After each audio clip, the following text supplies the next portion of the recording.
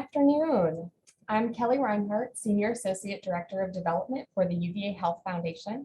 And I want to welcome you all today to this short talk on Lewy Body Dementia and a showing of the film Spark, Robin Williams and his battle with Lewy Body Dementia. We've had a really amazing response to this program with over 800 people registering and over 250 people here right now. And I'm really not surprised by the overwhelming interest in this topic. Lewy body dementia, as well as many, many other kinds of dementia, impact so many families in this country. Many of us are concerned about our loved ones, and we also are worried about our own risk of developing memory issues. And fortunately, we're really rapidly learning a lot about diagnosing and treating Lewy body dementia. And here at UVA, we have some leaders in that pursuit, two of whom are with us today. So before I introduce our speakers, I wanted to share just a few housekeeping notes. First, as a reminder, we are currently recording this portion of the webinar. We are not able to share a recording of the film, but you will receive a link to our panelists' comments and the Q&A session. Following our doctor's remarks and the movie, I'm going to facilitate a brief question and answer session focused on the questions that you sent in when you registered for this webinar. You can also enter questions at any time using the Q&A button at the bottom of your screen.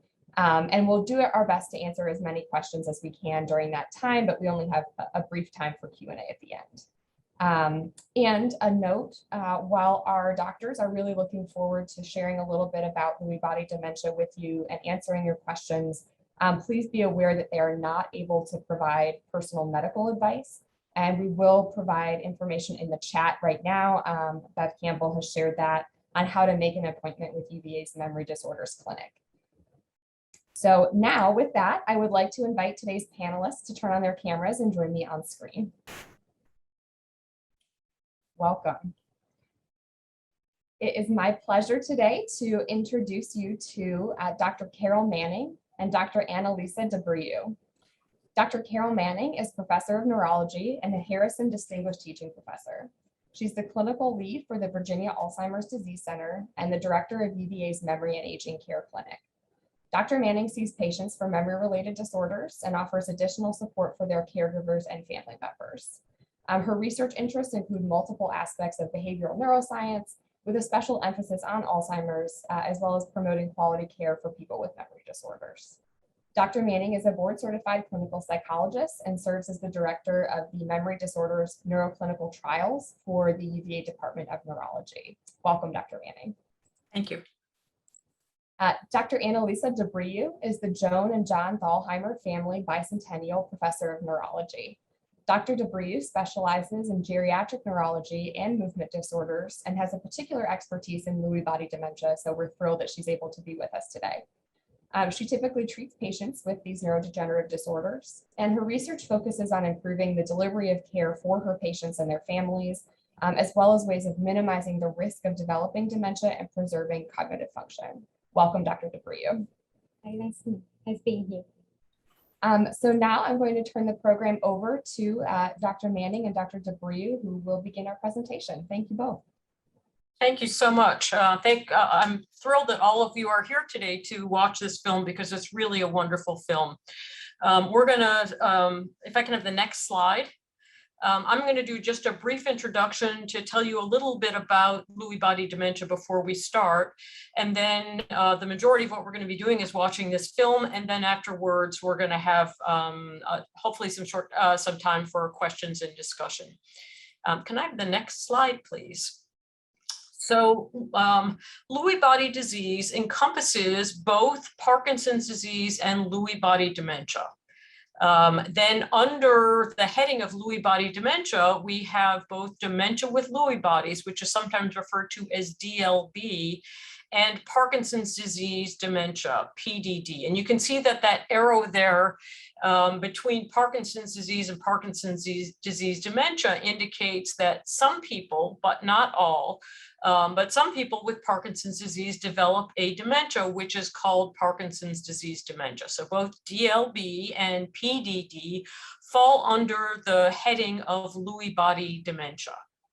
Can I have the next slide, please? People often ask, well, what's the difference between dementia with Lewy bodies and Parkinson's disease dementia?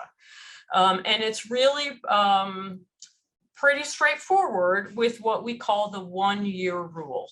So someone who has dementia in the setting of well-established Parkinson's disease, so they have had Parkinson's disease and they've had symptoms of the disease, which is a movement disorder, for greater than 1 year before they develop symptoms of dementia, that is Parkinson's disease dementia.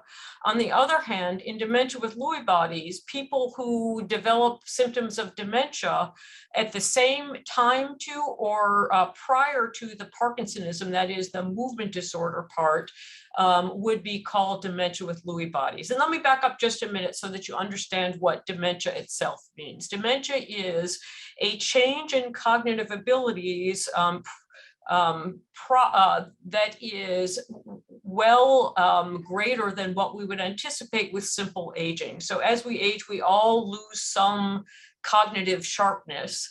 But dementia is when the changes are greater than what would be expected and actually interfere with our activities of daily living, or when our cognitive changes interfere with our ability to live our lives normally. So people often ask, what's the difference between Parkinson's disease dementia and dementia with Lewy bodies? It's the order of the illness. So if someone had the movement disorder a year or more before they developed the dementia or the cognitive symptoms, that's Parkinson's disease dementia. If they got the dementia, the cognitive symptoms either before or at the same time as the Parkinsonism, the movement disorder part, then that would be dementia with Lewy bodies. Can I have the next slide, please? So how do we make a diagnosis of dementia with Lewy bodies? There are both what are called core features and supportive features. And in the core features, you have to have 2 for what's called probable dementia with Lewy bodies, or 1 for possible. So the core features include fluctuating cognition with variations in attention and alertness. And fluctuating cognition can mean anything from fluctuations where the person is very confused but really clear, and that can change hour by hour, or can last for days. So the time of the fluctuations can vary greatly. Another core feature is visual hallucinations. These are typically well-formed and detailed. And very commonly what people who have these visual hallucinations talk about are seeing small animals or small people. They might look out the window and see a bush or something that they misperceive as being a small animal. Sometimes people will see, for example, a towel hanging on a doorknob, and it will look like a small person, a small child. Typically, especially early on, these hallucinations tend not to be very threatening. And then the third core feature is spontaneous motor features of Parkinsonism that can be slowed movements or tremor. These, of course, cannot occur more than a year before the onset of the cognitive changes. So there are also supportive features that indicate that diagnosis of DLB is more likely. And one is called REM sleep behavior disorder, and that involves people tending to act out their dreams. We often will ask the bed partner, is this person flailing about in their sleep or seeming to act out their dreams? And you'll often hear the bed partner saying, yes, I'm afraid that he's acting out his dreams so wildly that I'm afraid I'm going to get hit unintentionally. There is severe neuroleptic sensitivity, which means that they show high sensitivity to neuroleptic drugs. And there is low dopamine transporter uptake in the basal ganglia that is demonstrated by SPECT or PET imaging. And what that means is SPECT or PET are ways that we look for changes in the basal ganglia, and when we see that there is low dopamine transporter uptake, that's another supportive feature. Can I have the Next slide, please. So one of the things that's important to know about Lewy body dementia, and you'll hear this in the film, is that it is highly underrecognized and underdiagnosed. On average, it takes 18 months and 3 doctors to receive a correct diagnosis. I like to think, and I feel pretty certain, that when someone with symptoms of Lewy body dementia comes to our clinic, to the Memory Disorders Clinic at UVA, that it does not take us 18 months and 3 doctors, that we are pretty good at recognizing it and making the diagnosis. But DLB is the most misdiagnosed form of dementia. And it's also the most expensive form of dementia because it takes so long to diagnose and can be so misdiagnosed. Can I have the next slide, please? So I think we are ready to see the film now. I hope you enjoy the film, and we will have time for some questions afterwards. All right. What a moving story. We're going to begin the Q&A now. Dr. Manning and Dr. D'Abreu, could you please join me on screen? So I had not seen that before, and seeing the 400 plus of you on this webinar today and knowing that something similar is happening in your lives, just feel very moved and know that you all are not alone, and very proud to have such compassionate and knowledgeable care providers here at UVA. So as we go into the questions, I would encourage you all to look at the answered questions in the Q&A feature. There have been some good answers from Dr. D'Abreu and Dr. Manning along the way. So Dr. D'Abreu, I'm going to start with you. What really struck me about the film was how much the symptoms that Robin Williams was experiencing impacted his confidence, his mental health, and his wife shared how, if nothing else, she wished he could have known his diagnosis. So can you tell more about why Lewy body dementia is so underdiagnosed and why it takes so long to get a correct diagnosis? I think it's a couple of things. So first of all, the clinical presentation is a little bit more varied than we see with other kinds of dementia. The presence of the motor symptoms, if they are there, they're helpful, but they're not there sometimes early on in the disease. So we start with some psychiatric symptoms and or changes in behavior or dysautonomia sometimes. So it's a little bit, so I think the syndrome is not as well described as other diseases are and I think that's why sometimes it's so hard to differentiate and to make the diagnosis. The second thing is that we don't really have good biomarkers. So the diagnosis is still mostly clinical. So it's really, and it can be a very long clinical encounter sometimes because we do have to go for a long list of questions, and then the exam, you need to do a very good motor exam and you need to do a very good memory examination to be able to try to get the things together. And even simple things like, for example, a sleep study, sometimes it takes a long time just to get the sleep study in patients that have a very clear clinical syndrome of RBD, but you do need the sleep study for proper confirmation.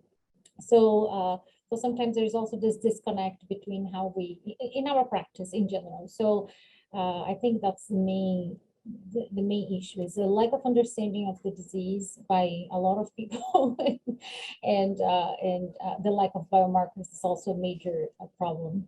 If I can add to that, I think my hope is that as more people know about dementia with Lewy bodies, this film certainly will help, but that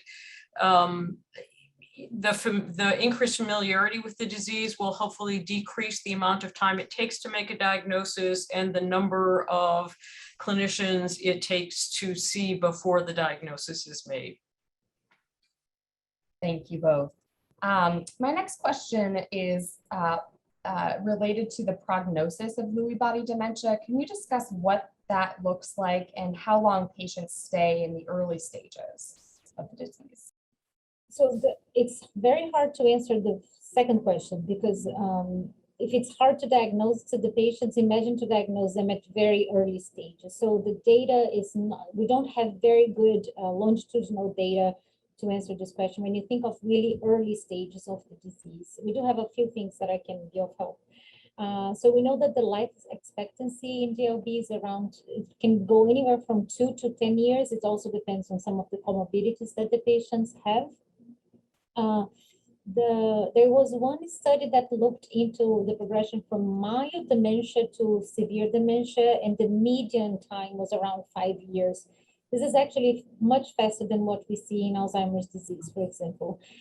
So it seems to be a little bit more, so the rate of progression seems to be faster than Alzheimer's disease. Some patients do have a relatively faster progression, even from our standpoint when we see.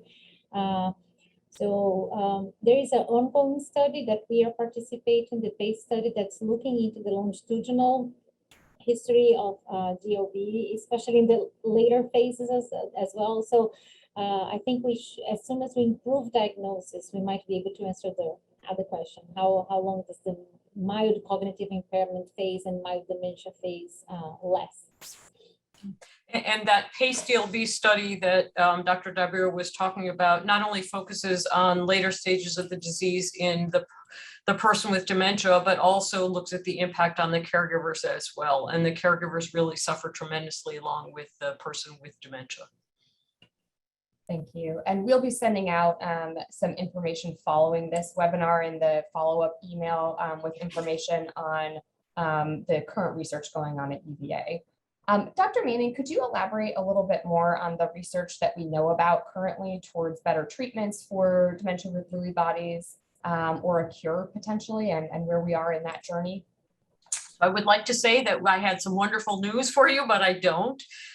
We do not currently have a cure. What we do is have drugs that treat the symptoms, some better and some worse, but really we're treating the symptoms as we would treat the symptoms if they occurred, either the movement symptoms as they occurred in, say, Parkinson's disease, or when there is depression, we're treating the depression with the same medications that we would treat anyone who has depression.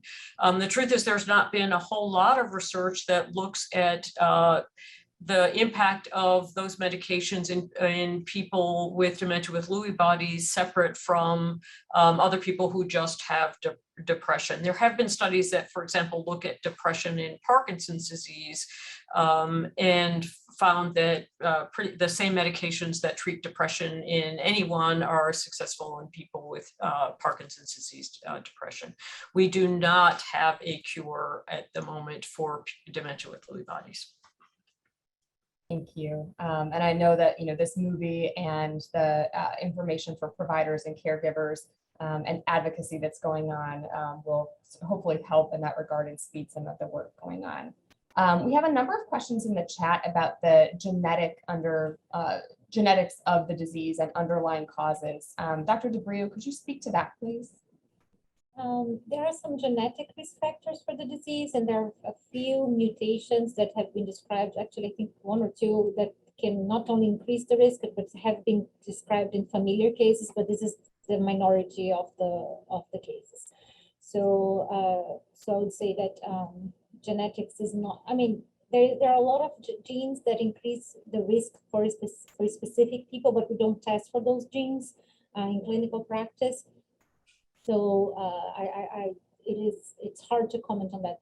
We know there are some genes that this is the absolute minority of the patients that can cause the disease though, and then they can be transmitted.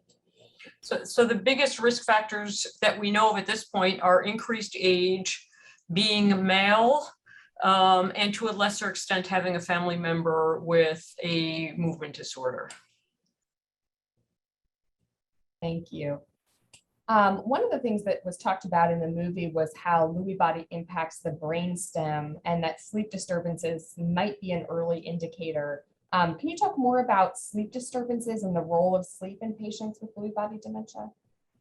There is something called REM sleep behavior disorder that it is very common in patients with any kind of alpha-synucleinopathy. So LBD is a kind of synucleinopathy, and it can be present at any time of the disease, but we know nowadays that it can be present even years before the development of the clear disease, as we would say, can be present between 6 to 10 years. This also can happen in patients with Parkinson's disease, for instance, so it's not typical from DLB. But it's so frequent in DLB that and that's why it was included as one of the features that could help us in making this diagnosis.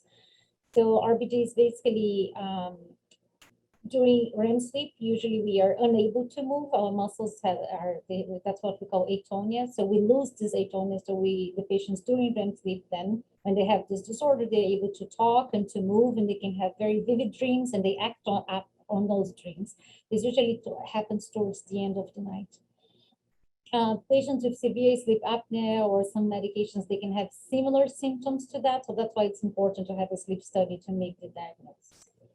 So besides for the RBD, that is actually kind of part of the symptoms of the disease and that are frequently reported, there are other sleep disorders that are also reported in patients with dementia in general. So one of the most common one in Lewy body is hypersomnia. So it's excessive daytime sleepiness.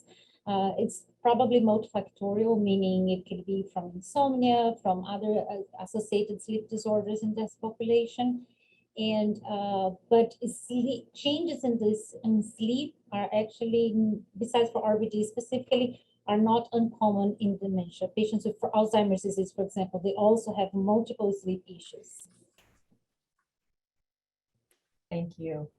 And we have time for probably one or two more questions. So the first question I would say, Dr. Manning, could you talk a little bit more about how we can support caregivers of patients with Lewy body dementia, or those who have, suffered a loss? We have a number of folks on the call who are in that situation. Yes, being a caregiver for someone with any kind of dementia, but Lewy body dementia in particular, can be difficult because of those fluctuations in cognition. One day the person seems okay, the next day they are very agitated and upset. Those hallucinations can be really disturbing. How do we support the caregivers? In our clinic, we quickly came to realize that it's not just the person with dementia who's suffering, but it is the entire family system and the primary caregiver. So we always include caregivers and other interested family members in providing care and guidance. I think support groups can be of significant help. It's really important for caregivers to get time away and to learn how to ask other people for help. The sleep disturbance that Dr. D'Abreu was talking about impacts not just the person with dementia, but it also means that the caregiver is not getting enough sleep, and that makes caregiving especially hard, and also impacts negatively the health of the caregiver. One of the programs that we have implemented here through research is a care manager program, where we have care managers or care coordinators who can work with people with dementia and their caregivers. Unfortunately, that's a service that we cannot bill for, so we have to fund those positions through research or through other means, but those care coordinators are extremely helpful in providing guidance and support for people with dementia, but for caregivers of people with dementia. And I definitely suggest that if you are a caregiver, reach out to others, learn to ask other people for help, and think about attending a support group, even virtually. Thank you very much, Dr. Manning. And with that, I'm going to close the session. I really thank you both, Dr. D'Abreu and Dr. Manning, for just thoughtful presentation, thoughtful question and answer session. And I also want to thank the Lewy Body Dementia Association for helping sponsor this event today. So, your questions and your comments and the film really point to just what a challenging and devastating healthcare journey this is for people. And, while we weren't able to get to everyone's questions today, I hope we covered, a range of topics, and this just sort of points to how needed this information is. So as I mentioned earlier, a recording of both the Q&A session and Dr. Manning's presentation at the beginning will be sent by email to those of you who registered. Unfortunately, the movie is not available to be viewed yet. They're screening it in these sort of viewing parties right now. At some point, we do expect the film to be broadly released, so you can look for that to share. I know it was a really moving film. In our follow-up email, we'll also include some resources for you as well. So Again, I want you all to join me in thanking our presenters, Dr. Manning and Dr. D'Abreu. I think I speak for everybody listening when we say we're very grateful for the care you provide to our patients and their families. And thank you all again for joining us this afternoon, and go Who's.